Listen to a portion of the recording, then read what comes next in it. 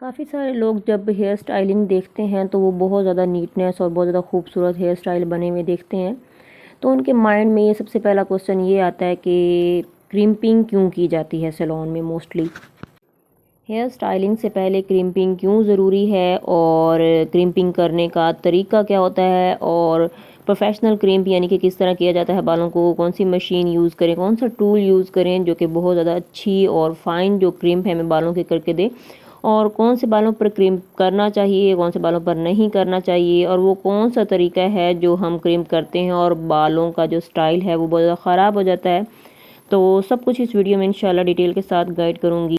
I know कि video आपके लिए थोड़ी सी लंबी हो जाएगी, लेकिन आई होप कि आप लोगों के लिए हेल्पफुल रहेगी। So without wasting any time start करते हैं। अस्सलाम वालेकुम and welcome back to my YouTube channel. कैसे हैं जी आप सब? आई होप कि आप सब ठीक ठाक होंगे। अच्छा, मैंने यहाँ सबसे पहले एयर टू एयर पार्टीशन कर ली है और इनको सेक्शन क्लिप की मदद से मैंने होल्ड कर दिया है। अब पीछे के बाल जो हैं उनको भी सेंटर पार्ट करके सेक्शन क्लिप की मदद से होल्ड कर रही हूँ यहाँ पर, जैसा कि आपको वीडियो में नज़र आ रहा है। अब जाऊंगी मैं फर्स्ट सेक्शन पर। यहाँ पर हमारा जो है फर्स्ट जो स्टेप है वो होने वाला है, और इसके लिए मैंने जो कान के पास से बाल है वहाँ से स्टार्ट कर रही हूँ। काफ़ी लोग होते हैं ऊपर से स्टार्ट करते हैं, लेकिन मैं यहाँ नीचे से, ये इजी तरीका रह जाता है।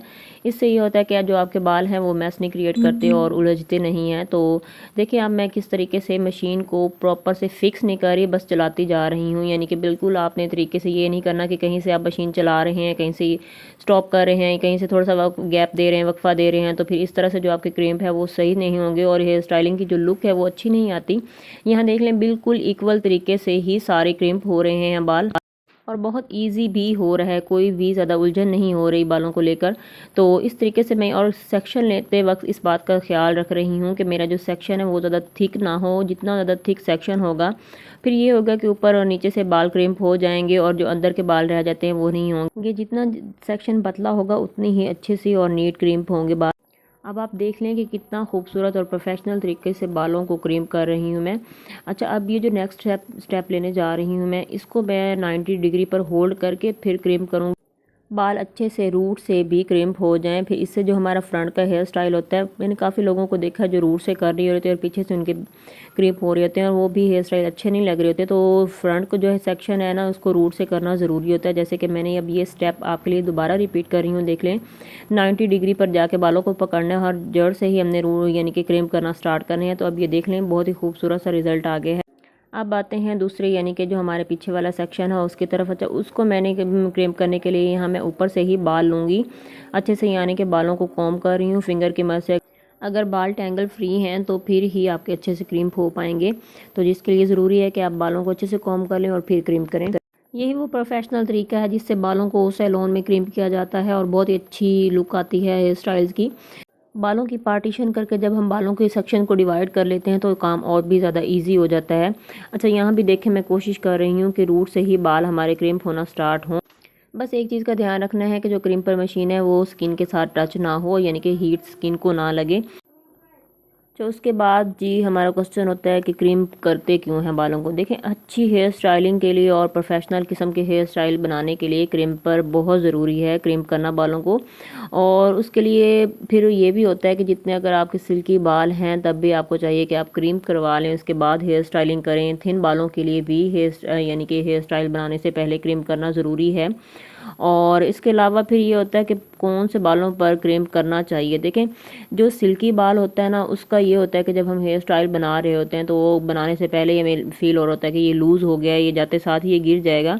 तो ऐसे बालों पर भी क्रीम करना ज़रूरी है। और जिनके बाल बहुत ज़्यादा पतले होते हैं उनको फील हो रहा होता है कि हमारे जो हेयर स्टाइलिंग है वो प्रॉपर नहीं आएगा, यानी कि बाउंस नहीं आएगा हमारे हेयर स्टाइल में, तो उनके लिए भी क्रीम करवाना ज़रूरी होता है बालों पर। और प्रोफेशनल, देखें, प्रोफेशनल हेयर स्टाइलिंग के लिए भी क्रीम्पिंग ज़रूरी है। यहाँ एक साइड से मैंने डन कर लिया है, जो अपना हाफ हेड है वो हमारा डन हो चुका है। मैं आपको दिखा रही हूँ। अच्छा, अब मैंने यहाँ आपको टिप ये दी है कि आपने क्रीम्पिंग करने के बाद कभी भी जो बैक कॉम्ब वाला कॉम्ब होता है बहुत ही बारीक वाला, उससे आपने बालों को सॉफ्ट नहीं करना।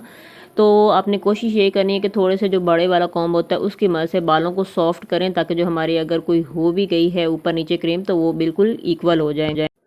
अच्छा, यहाँ अब आ गए हैं हम दूसरे सेक्शन पर, यानी कि दूसरे साइड। हाफ हमारा हो चुका था कंप्लीट, अब हाफ हमारा रहता है। अब यहाँ पर मैं बताऊंगी कि किस तरह हमें क्रीम्प नहीं करना चाहिए बालों को। ये बिल्कुल ही गलत तरीका है और अनप्रोफेशनल तरीका है। तो इस तरीके से हमारा ये हो रहा होता है कि इस तरीके से हमारा जो हेयर स्टाइल है वो नज़र नहीं आ रहा होता, जबकि हमारी क्रिम्पिंग ज़्यादा शो हो रही होती है। तो इस किस्म के हेयर स्टाइल भी बहुत ज़्यादा ख़राब लग रहे होते हैं और अच्छे नहीं लग रहे होते हैं, जिनमें ज़्यादा हेयर स्टाइलिंग से ज़्यादा क्रिम्पिंग पर हमें ज़्यादा फोकस हो रहा होता है। तो इस चीज़ से भी अवॉइड करना चाहिए। अच्छा, यहाँ भी मैंने वही सेम मेथड किया है, अपने कानों से बालों को लिया है और वहाँ से ही हम क्रिम स्टार्ट कर रहे हैं। अगर तो आपके बाल बहुत ज़्यादा फ्रीज़ी हैं और अच्छा टेक्सचर है बालों में और घने बाल हैं, तो फिर आपको ज़रूरत नहीं है, फिर आप जस्ट बालों को करवा लें, सिर्फ स्ट्रेट करवा लें और उसके बाद भी हेयर स्टाइलिंग अच्छी हो सकती है। ज़्यादातर यही होता है कि जो सिल्की बाल होते हैं उन पर हेयर स्टाइलिंग के लिए ज़्यादा क्रीम ज़रूरी होता है और वॉल्यूम देने के लिए भी बालों को ज़रूरी होता है। तो यहाँ अब मैंने आपको बताया कि जिस तरीके से आपने क्रिम्पिंग नहीं करनी, तो ये आपने कोशिश करना है कि ये तरीका ना हो। बहुत ही बुरे लग रहे होते हैं वो हेयर स्टाइल। यहाँ भी अब देखें कितना ज़्यादा फ़र्क हो गया, जो पहले वाली थी और अब वाली है। अब आप देख रहे हैं यहाँ पर सॉफ्ट क्रिम्प हो रहे हैं बाल। वही सेक्शन पर दोबारा आएंगे हमने। यहाँ मैंने रूट पर करने के लिए बालों को 90 डिग्री पर होल्ड किया और फिर यानी कि क्रिम्प किए हैं, ताकि जो हमारे बाल हैं वो रूट से भी हो जाएं। अच्छा, उसके बाद हम आते हैं जी कौन सी मशीन्स यूज़ करनी चाहिए, और मैं आपको बताती हूँ कि मैं कौन सी यूज़ कर रही हूँ।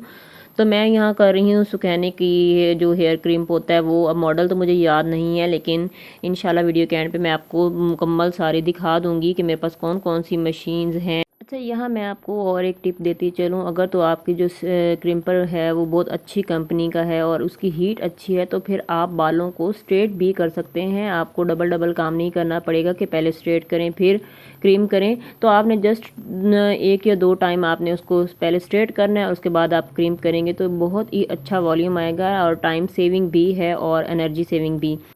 अच्छा, अब जब मार्केट में हम क्रिम्पर लेने जाते हैं तो जो बिगनर्स होते हैं वो उनको इस बात का आइडिया नहीं होता, तो वो कोई भी उठा कर ले आते हैं, जो कि गलती मैंने भी की थी।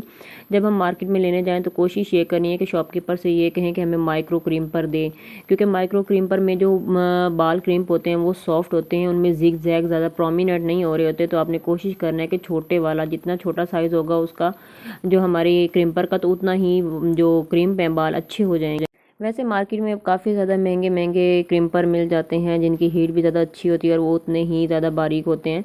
लेकिन मैंने अपने बजट के अकॉर्डिंग जो ढूंढा है वो ये है कि सिर्फ ये मैंने 2000 का लिया था मार्केट से और बहुत अच्छा चल रहा है। और यूँ समझ लें कि आप इसे 3 in 1 ये काम करता है। आप चाहें तो बालों को स्ट्रेट भी कर सकते हैं, जैसे मैंने आपको पहले करके दिखाए हैं, क्रीम भी हो सकते हैं, और इसी से हम बालों को कर्ल भी कर सकते हैं। लेकिन इंशाल्लाह नेक्स्ट किसी वीडियो में मैं आपको प्रॉपर गाइड करूँगी कि किस तरह आप क्रिम्पर की मदद से बालों को कर्ल भी कर सकते हैं।